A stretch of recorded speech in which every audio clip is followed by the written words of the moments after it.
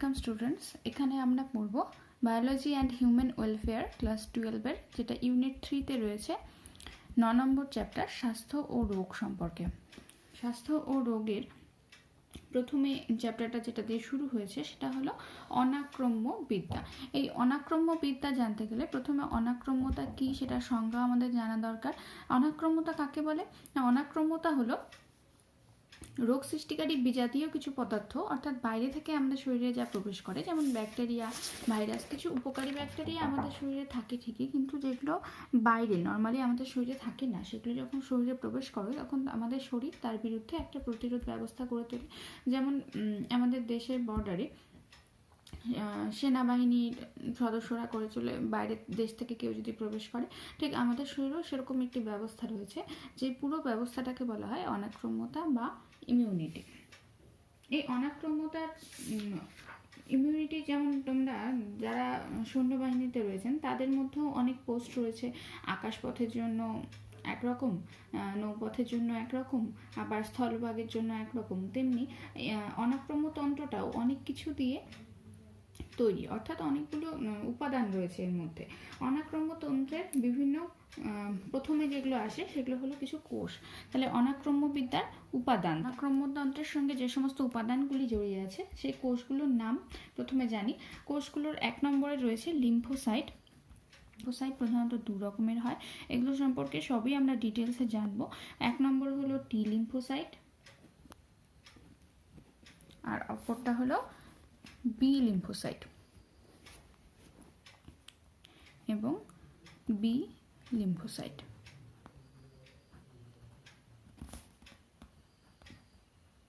এই লিম্ফোসাইটের পর যে উপাদানটা আসে সেই উপাদান হলো কিছু নাল সেল বা নাল কোষ বাংলায়। এই নাল সেল বা নাল কোষগুলি বিশেষ ধরনের লিম্ফোসাইট বা ন্যাচারাল কিলার সেল বলা হয়। তো এগুলোর মধ্যে মূলত যেগুলো পড়ে সেগুলো হলো ন্যাচারাল কিলার সেল। ন্যাচারাল কিলার সেলগুলো হলো বিশেষ ধরনের লিম্ফোসাইট। তাহলে এগুলো লিখব বিশেষ ধরনের লিম্ফোসাইট। এবার এরপরে যেটা আসে সেগুলো হলো মনোনিউক্লিয়ার ফ্যাগোসাইট। তাহলে 3 নম্বরে আসছে মনোনিউক্লিয়ার ফ্যাগোসাইট। মনোনিউক্লিয়ার ফ্যাগোসাইট কি? ফ্যাগোসাইট কারা? যারা অন্য কোনো বিজাতীয় বস্তুকে গলাধঃকরণ করতে পারে সেগুলোকে বলে ফ্যাগোসাইট। এবার মনোনিউক্লিয়ার মানে একটি নিউক্লিয়াস যুক্ত যারা, তাদেরকে বোঝানো হয়। তো এরকম দুটি কোষ রয়েছে, তারা হলো মনোসাইট। মনোসাইট তোমরা জানো, মনোসাইট এক ধরনের শ্বেত রক্তকণিকা। মনোসাইট এবং রয়েছে ম্যাক্রোফাজ।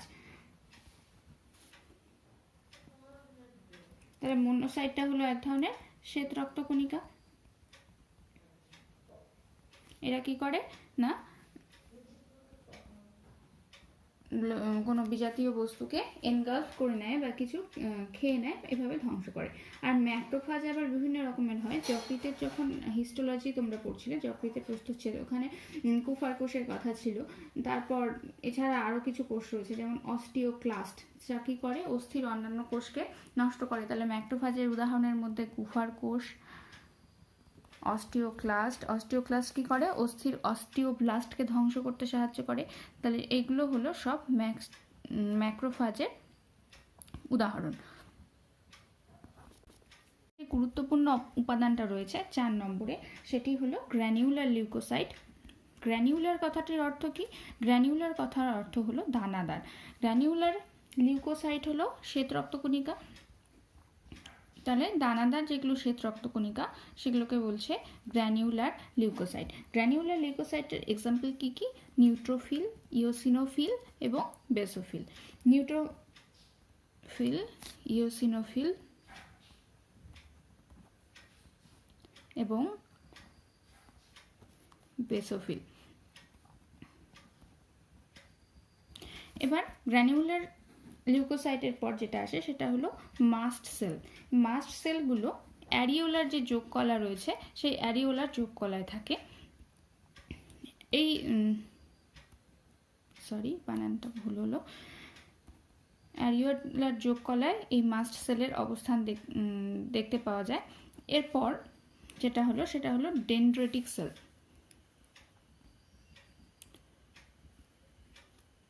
বা ডেনড্রাইটিক সেল, যা লিখবে। ডেনড্রাইটিক সেলগুলো কি? ডেনড্রাইটিক সেলগুলো হলো দেহের বিভিন্ন অংশে থাকে, যেমন ত্বকের মিউকাস পর্দায় ল্যাঙ্গারহ্যান্স কোষ, থাইমাস গ্রন্থির ইন্টারডিজিটেটিং ডেনড্রাইটিক সেল, তারপর ফুসফুস হৃৎপিণ্ডের ইন্টারস্টিশিয়াল ডেনড্রাইটিক সেল ইত্যাদি। তো আমাদের ত্বকে ও মিউকাস পর্দার ল্যাঙ্গারহ্যান্সে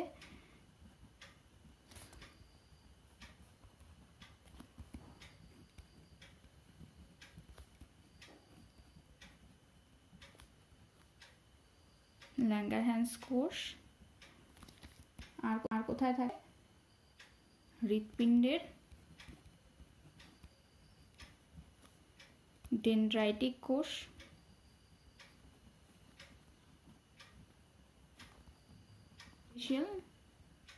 হৃৎপিণ্ডের ইন্টারস্টিশিয়াল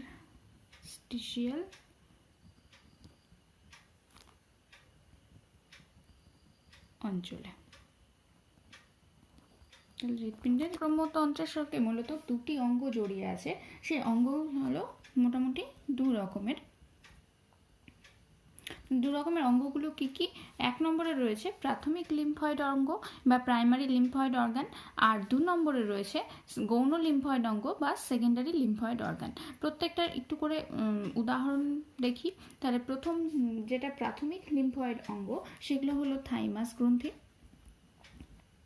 তারপর রয়েছে থাইমাস গ্রন্থি, অস্থিমজ্জা, লসিকা এবং লসিকা বাহু। তাহলে থাইমাস গ্রন্থি, লসিকা ও লসিকা বাহু, অর্থাৎ পুরো লিম্ফ সিস্টেমটা যা রয়েছে আমাদের, আর রয়েছে অস্থিমজ্জা। এগুলো হলো প্রাথমিক লিম্ফয়েড অঙ্গ। আর যেটা গৌণ লিম্ফয়েড অঙ্গ, গৌণ লিম্ফয়েড অঙ্গের মধ্যে কি কি রয়েছে? রয়েছে আরও কিছু গ্রন্থি, যেমন প্লীহা, লসিকা গ্রন্থি। লসিকা যে পদার্থটা, সেই লসিকা যে তরল পদার্থ, সেটা রয়ে গেল আমাদের প্রাইমারি লিম্ফয়েড অঙ্গের মধ্যে, আর দ্বিতীয়র মধ্যে রয়ে গেল লসিকা গ্রন্থি এবং টনসিল ইত্যাদি। আমাদের দেখবে ঠান্ডা লাগলে গলা ফুলে যায়, তার কারণ কি? গলায় কিছু না কিছু ইনফেকশন হয়। টনসিল সেগুলোকে কি করে? আমাদের সেই রোগ প্রতিরোধের চেষ্টা করে, তাই জন্য সে নিজে ফুলে যায়। ওখানে কিছু মানে কোষ রস অ্যাকুমুলেটেড হয়ে যায়, মানে জমে যায়। সেই জমে যাওয়ার অংশের জন্যই দেখবে টনসিল ফুলে যায় এবং গলা ব্যথা করে। এরপর রয়েছে দুটো ধারণা, সেটা হলো খুবই গুরুত্বপূর্ণ অনাক্রম্য অঙ্গের জন্য। সেগুলো হলো, প্রথমে যে ধারণাটা আমাদের জানতে হবে সেটা হলো অ্যান্টিজেন। আমাদের শরীরের বাইরে থেকে যে বিজাতীয় পদার্থটি ঢোকে, অর্থাৎ যা রোগের কারণ সৃষ্টি করে, অর্থাৎ বিজাতীয় বস্তু যা বাইরে থেকে ঢুকছে, তাকেই বলছে অ্যান্টিজেন, বা বাংলায় যাকে বলে অধিবিষ। তাহলে বিজাতীয় বস্তু, এই বিজাতীয় বস্তু যদি বাইরে থেকে না ঢোকে, তাহলে আমাদের শরীরে রোগ প্রতিরোধ ক্ষমতা সেভাবে গড়ে ওঠে না। যেটা অর্জিত, অবশ্যই অর্জিত যে রোগ প্রতিরোধ ক্ষমতা, সেটা গড়ে উঠতে পারে না। তো অ্যান্টিজেন হলো সেই বিজাতীয় বস্তু বা অধিবিষ যা আমাদের শরীরে বাইরে থেকে প্রবেশ করে। আর এর সঙ্গে যে আরেকটা টার্ম রয়েছে সেটি হলো অ্যান্টিবডি। আগে অ্যান্টিজেন সম্পর্কে কিছুটা জেনে নিই, তারপর অ্যান্টিবডি সম্পর্কে জানবো। অ্যান্টিজেনের কিছু বিশেষ বৈশিষ্ট্য রয়েছে। 1 নম্বরে যে বৈশিষ্ট্যটা বলবো সেটি হলো অ্যান্টিজেনের কিছু অ্যান্টিজেন ডিটারমিনেন্ট স্থান রয়েছে, যাকে অ্যান্টিজেনিক ডিটারমিনেন্টসও বলা হয়। ধরো একটা কোনো ব্যাকটেরিয়া বা ভাইরাস আমাদের শরীরে ঢুকেছে, সে এরকম দেখতে, তার কিছু কিছু স্থান এইরকম উপরে রিসেপ্টর বা যা বলবে কিছু স্থান এরকম থাকে। সেটা আমি একটা নির্দিষ্ট আকৃতি দিলাম, সেটা অন্য আকৃতিরও হতে পারে, স্পাইক আকারেও হতে পারে। তো এই জায়গাগুলোতে যখন থাকে, সেই জায়গাগুলোতে এসে আমাদের শরীরে যেটা থাকে, ওই অ্যান্টিজেন তো বাইরে থেকে আসে, আর আমাদের শরীরের ভেতর যেটা প্রতিরোধ গড়ে তোলে সেটা হলো অ্যান্টিবডি। সেই অ্যান্টিবডি কী করে? অ্যান্টিবডি সাধারণত ওয়াই আকৃতির দেখতে হয়, সেটা এই স্থানে এসে যুক্ত হয়। তাহলে অ্যান্টিজেনের এই যে পার্টটা, যেটাকে অ্যান্টিবডি এসে চিনিয়ে নেয়, তাকে বলে অ্যান্টিজেন ডিটারমিনেন্ট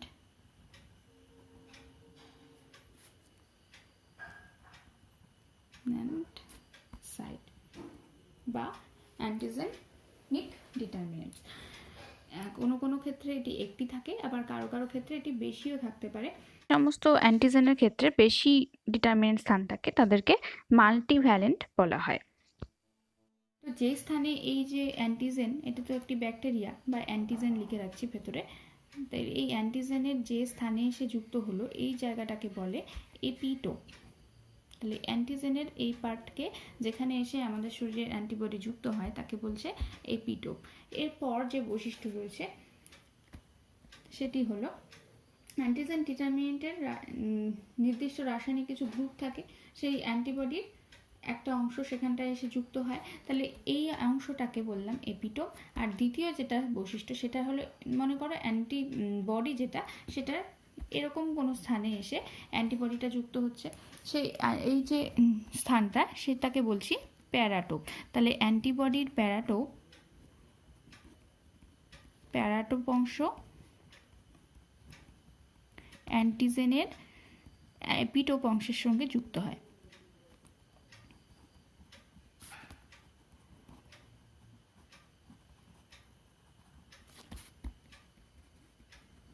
তাহলে আমরা দুটো জিনিস পেলাম, একটি হলো এপিটোপ, একটি হলো প্যারাটোপ। এপিটোপ কার থাকে না অ্যান্টিজেনের থাকে, আর প্যারাটোপ কার থাকে না আমাদের শরীরে যে আমাদের শরীরকে রক্ষা করছে তার থাকে প্যারাটোপ।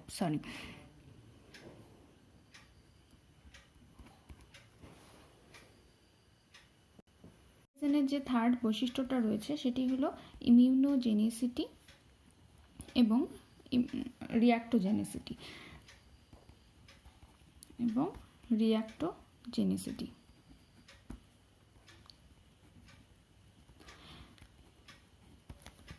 বা রিঅ্যাক্টিভিটি যা বলবে। ইমিউনোজেনিসিটি এই কথাটার মানে হলো একটি অ্যান্টিজেনের এমন একটি ক্ষমতা যা আমাদের শরীরের ইমিউনিটির বা অ্যান্টিবডিগুলিকে জাগিয়ে তুলতে পারে, তাকেই বলে ইমিউনোজেনিসিটি। অর্থাৎ একটি অ্যান্টিজেন আমাদের শরীরে প্রবেশ করলো, আমাদের শরীরের ইমিউনতন্ত্র সেটাকে চিনে নিল, এটাকে বলে ইমিউনোজেনিসিটি। এখন বাইরে থেকে এমন কিছু একটা প্রবেশ করলো যা আমাদের শরীরে কোনো কিছু হলোই না, যেমন আমাদের বাড়িতে একটা হোমরা চোমরা লোক প্রবেশ করলো, তার মানে কি আমাদের বাড়ির প্রত্যেকটা ব্যক্তি সেটা বুঝতে পারবে যে একজন কেউ প্রবেশ করেছে, তো সেই জিনিসটাকে বলছে ইমিউনোজেনিসিটি। হয়তো ধরো কোনো একটা পিঁপড়ে প্রবেশ করলো কোনো একটা ফাঁক দিয়ে, বাড়ির যে আন্ডার ফাঁক বা দরজার সাইড দিয়ে কোথাও দিয়ে, তাহলে সেটা আমরা লক্ষ্যই করলাম না। তাহলে অ্যান্টিজেন যদি ওরকম হয় যাকে আমরা লক্ষ্যই করলাম না বা আমাদের শরীর বুঝতেই পারলো না, তাহলে বুঝতে হবে যে সেই জিনিসটির ইমিউনোজেনিসিটি নেই। তারপর যেটা রয়েছে সেটা হলো রিঅ্যাক্টোজেনিসিটি। এবার ওই যে লোকটা বললাম, হোমরা চোমরা লোক যে উদাহরণ দিলাম, সেই লোকটা ধরো বাড়িতে প্রবেশ করেছে, কিন্তু সে কাউকে কিছুই করলো না, যা বসে রইলো, আবার একটু পরে উঠে চলে গেল। তো আমাদের না তো কোনো রেসপন্স হলো না কিছু, মানে হয়তো ভালো করে গল্পও করলো না, কথাও বললো না, কিছুই করলো না, তাহলে কোনো রেসপন্স হলো না, কোনো রিয়াকশন হলো না, তাহলে এটাকে রিঅ্যাক্টোজেনিসিটি বলবো না। কিন্তু বাই চান্স সেই লোকটা এসে যদি মারামারি শুরু করতো বা ডাকাতি করার চেষ্টা করতো, তাহলে সেটা হবে রিয়াকশান। অর্থাৎ একটি অ্যান্টিজেন বাইরে থেকে প্রবেশ করে আমাদের শরীরে যা যা রোগ সৃষ্টি করে সেগুলোকে বলছে রিঅ্যাক্টোজেনিসিটি। এই দুটো বৈশিষ্ট্য থাকলে তাকে বলা হয় সম্পূর্ণ অ্যান্টিজেন বা কমপ্লিট অ্যান্টিজেন।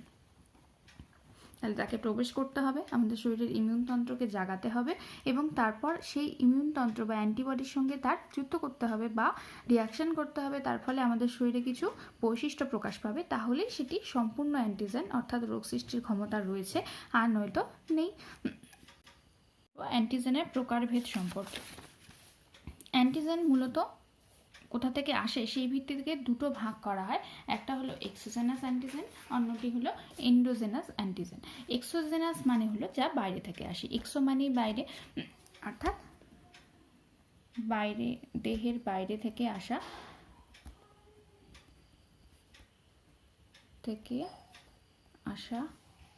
অ্যান্টিজেন। আর এন্ডোজেনাস অ্যান্টিজেন যেগুলো সেগুলো দেহের ভেতরেই তৈরি হয়। এবার এক্সোজেনাসের একটা উদাহরণ দেখি, যেমন বাইরের কোনো ব্যাকটেরিয়া,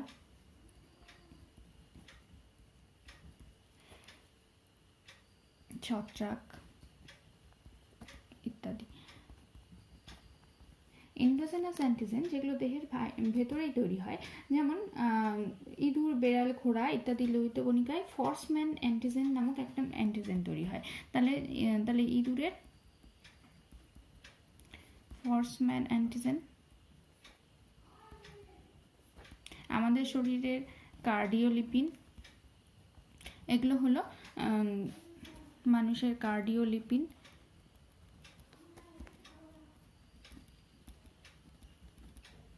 এগুলো হলো এন্ডোজেনাস অ্যান্টিজেনের উদাহরণ। এরপর এই এন্ডোজেনাস অ্যান্টিজেনকে আরও কয়েকটি ভাগে ভাগ করা হয়। সেগুলো হলো, প্রথমে রয়েছে জেনোজেনিক অ্যান্টিজেন, তারপরে রয়েছে অটোলোগাস অ্যান্টিজেন, তারপর রয়েছে অ্যালোজেনিক অ্যান্টিজেন। জেনোজেনিক অ্যান্টিজেন কোনগুলো? জাতিজনিগতভাবে পৃথক প্রজাতির দেহে যেসব সমপ্রকৃতির অ্যান্টিজেন দেখা যায় তাদেরকে বলে জেনোজেনিক অ্যান্টিজেন। জাতিজনিগতভাবে পৃথক বলতে বায়োজেনেসিসের দিক থেকে, অর্থাৎ মানুষ একটা প্রজাতি হলো জাতিজনিগতভাবে আলাদা এবং কুকুর আরেকটা প্রজাতি, কিন্তু তা আমাদের শরীরেও একটা অ্যান্টিজেন দেখলাম, আবার ওদের শরীরেও একই অ্যান্টিজেন দেখতে পেলাম, তাহলে সেই ধরনের অ্যান্টিজেনকে বলবো আমরা জেনোজেনিক অ্যান্টিজেন। তাহলে তাহলে আলাদা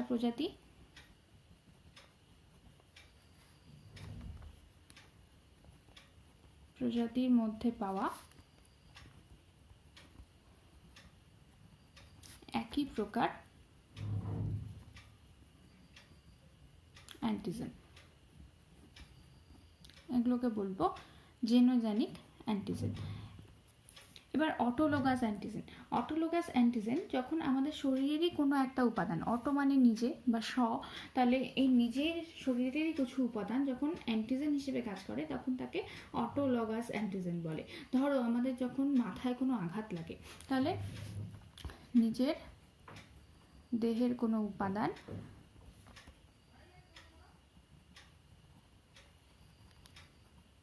অ্যান্টিজেন হিসেবে কাজ করে।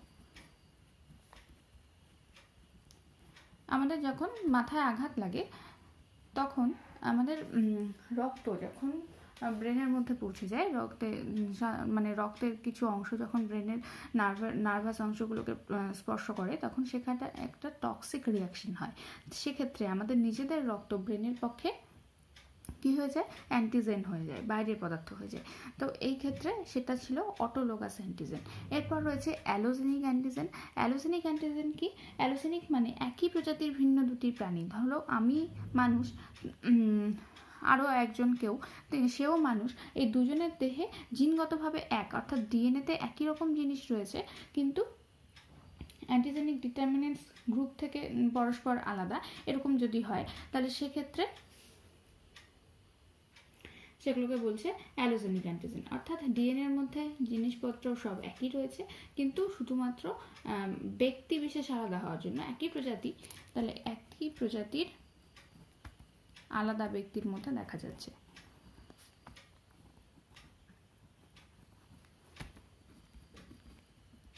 এগুলো সাধারণত লোহিত রক্তকণিকা, শ্বেতকণিকা ইত্যাদির মধ্যে দেখা যেতে পারে।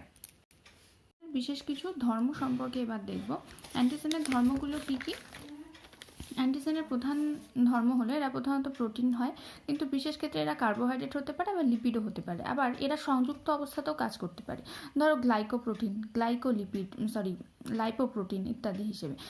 কার্বোহাইড্রেট মানে গ্লাইকো, আর তার সঙ্গে প্রোটিন যুক্ত হয়ে তারা আবার অ্যান্টিজেন হিসেবে কাজ করতে পারে, আবার লিপিডের সঙ্গে প্রোটিন যুক্ত হয়ে লাইপোপ্রোটিন হিসেবেও তারা কাজ করতে পারে। এরা আকারে সাধারণত বড় হয়, মানে একটু বড় সড়ো হতে হবে, নাহলে শরীর থেকে সেটা ফ্যাগোসাইটোসিস বা লাইসোজোমে কাজ করে ফেলবে, লাইসোজোম সেটাকে সুইসাইডাল ব্যাগের মধ্যে নষ্ট করে ফেলবে। তো আকারে একটু বড় হলে, যেমন 10,000 ডালপান থেকে বেশি হলে, সেটা সাধারণত লাইসোজোমের সবসময় শুধু কোষে প্রবেশ করলেই তাকে ফ্যাগোসাইটোসিস পদ্ধতিতে নষ্ট করার ক্ষমতা থাকে না, তার জন্য অ্যান্টিবডি বা ওই সমস্ত পদার্থের দরকার পড়ে। তারপরে রয়েছে প্রজাতির নির্দিষ্টতা। প্রজাতির নির্দিষ্টতা মানে হলো একটি কোনো অ্যান্টিজেন একটি নির্দিষ্ট প্রজাতিকেই আক্রমণ করবে। যেমন করোনা ভাইরাসের ব্যাপারটা, করোনা ভাইরাসের জন্য মানুষ গৃহবন্দী, কিন্তু কুকুর, বেড়াল এরা সব রাস্তায় চড়ে বেড়াচ্ছে, অর্থাৎ মানুষের প্রজাতিকে আক্রমণ করলেও এই ভাইরাস হলো একটি অ্যান্টিজেন, সেই অ্যান্টিজেন কিন্তু কুকুরকে আক্রমণ করছে না, এটাকে বলছে প্রজাতির নির্দিষ্টতা। এবার রয়েছে অঙ্গ নির্দিষ্টতা। অঙ্গ নির্দিষ্টতা মানে অর্থাৎ একটি নির্দিষ্ট অঙ্গকেই সেটা অ্যাটাক করবে। যেমন কোনো ভিব্রিও কোলেরি, সেটা আমাদের পেটের অংশকেই ইনফেক্ট করছে, ওটার জন্য ব্রেন ইনজুরি বা শ্বাসকষ্ট জাতীয় কোনো রোগ হচ্ছে না। তাহলে এগুলো হলো অ্যান্টিজেনের কিছু ধর্ম। এছাড়াও অ্যান্টিজেনের আরও কিছু ধর্ম রয়েছে, যেমন সেগুলো ধর্ম না বলে কিছু জেনে রাখার বিষয় বলাই ভালো। যেমন হ্যাপটেন্স,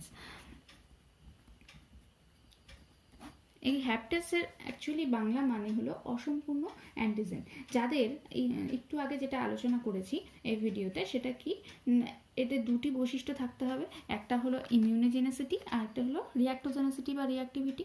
হ্যাপটেন্স বা অসম্পূর্ণ অ্যান্টিজেনগুলোর কি থাকবে, শুধুমাত্র ইমিউনোজেনেসিটি ধর্মটা থাকবে, রিয়াক্টিভিটি ধর্মটা থাকে না। তাহলে সেই জন্য এগুলোকে বলছে হ্যাপটেন্স বা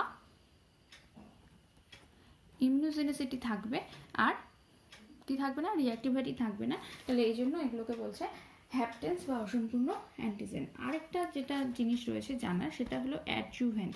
অ্যাডজুভেন্ট হলো এমন কিছু পদার্থ যা কি করা হয়, অ্যান্টিজেনের সঙ্গে অথবা অন্যান্যভাবে দেহের ভিতরে প্রবেশ করানো হয়। একটা কোশ্চেন তোমাদের মনে জাগতেই পারে, তাহলে অ্যাডজুভেন্টকে শরীরে কেন প্রবেশ করাবে? অ্যাডজুভেন্টকে প্রবেশ করানো হয় সাধারণত অ্যান্টিজেনের ক্রিয়াকে বাড়ানোর জন্য। অ্যান্টিজেন শরীরে ঢুকলে কি হবে, অ্যান্টিজেন শরীরে ঢুকলেই শরীরে রোগ দেখা দেবে, কিন্তু আমরা এটাকে তাহলে বাড়াচ্ছি কেন? ছোটোবেলা থেকে আমাদের অনেকগুলো ভ্যাকসিন নেওয়া হয়েছে, ভ্যাকসিন আর কিছুই না, কিছু অ্যান্টিজেনকে, দুর্বল অ্যান্টিজেনকে আমাদের শরীরে প্রবেশ করিয়ে দেওয়া আগে থাকতেই, যার ফলে আমাদের কি হবে, কিছু তার জন্য রিয়াকশন হবে। ছোটোবেলায় ইঞ্জেকশন নিলে জ্বর আসছে কিনা এগুলো নিজেদের মা বাবাকে জিজ্ঞেস করতে পারো, যে ছোটোবেলায় ইঞ্জেকশন দেওয়ার পর জ্বর টর এসছে কিনা। সাধারণত জ্বর টর হয়, তার কারণ ভ্যাকসিন দিলে কি হয়, আমাদের শরীরে একটা রিয়াকশন দেখা যায়, সেটা অনাক্রম্যতাজনিত একটা রিয়াকশন। তো অ্যাডজুভেন্ট হলো এমন কিছু পদার্থ যা অনাক্রম্যতা সংক্রান্ত কোনো প্রতিক্রিয়াকে বাড়াতে সাহায্য করে। তো এগুলোকে অ্যান্টিজেনের সাথে প্রবেশ করানো হয়,